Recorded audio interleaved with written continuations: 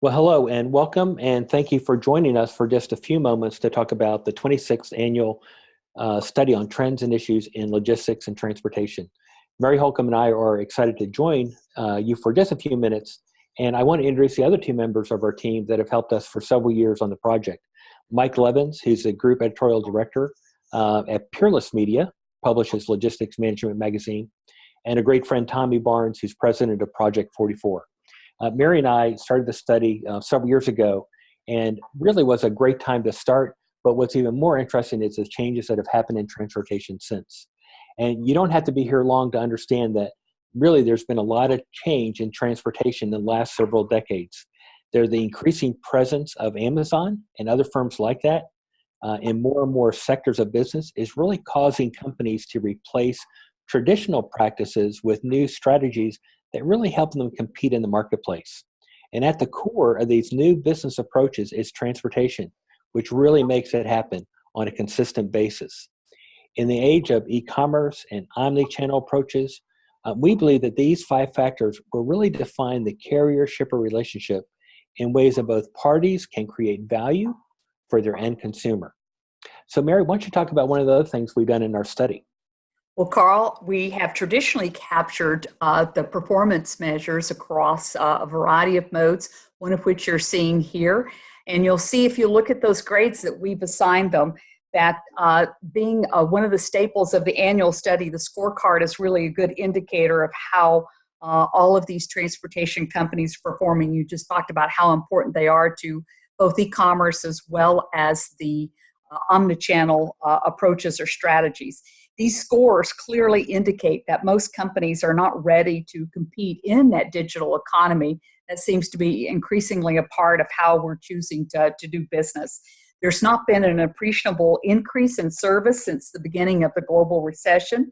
And so one of the things that we'd say to the people is, do you think 2017 is going to be a year that will see significant increases or improvements in performance posted?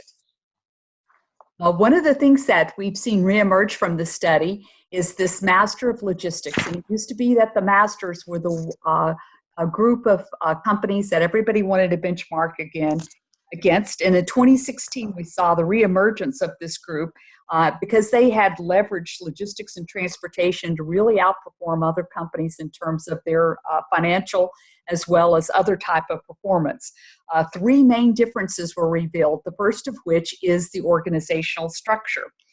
The masters, more often than not, tended to have this title, and the person that was called the Chief Supply Chain Officer. And we'll be talking more about that during our presentation at the conference.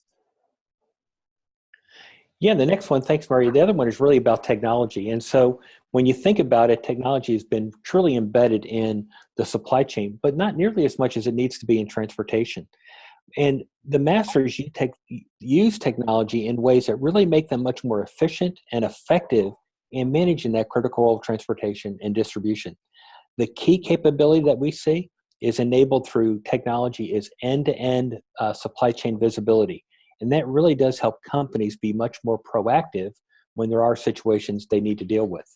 Mary, the third one up is transportation. Why don't you talk a little bit more about that? Well, Carl, as we said before, the masters of logistics were the ones, the companies that were able to really leverage the logistics and the transportation in ways that were very different from the other groups. Many of the companies in this group view transportation as a value-added activity, and they use it strategically to deploy methods and tactics that are able them to enhance the revenue, and they provide levels of service that permit companies to compete with Amazon or the Amazon effect while keeping those costs in balance.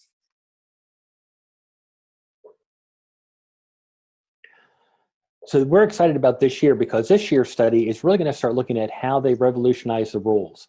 And we really want to start exploring efficiency, effectiveness in a digital economy and the role that structure, technology, and transportation have placed in transforming that competitive playing field. In some ways, you could argue that this is the old people, process, technology that we're seeing really come alive in a very digital and omni-channel environment. Mary, anything else you'd like to add to that before we go to the final slide?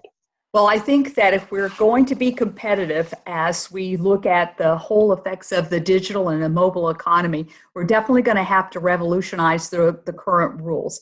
And so we encourage everyone to join us in Atlanta, where hopefully we'll have a really good discussion on how we think this needs to occur. Absolutely. So we look forward to seeing you in Atlanta. It's only a couple hours for me and for you as well, Mary, to drive down. But our session is on Monday, on September 25th, and it's the third session of the conference at 3:45. Thanks for joining us, and we'll look forward to seeing you in Atlanta.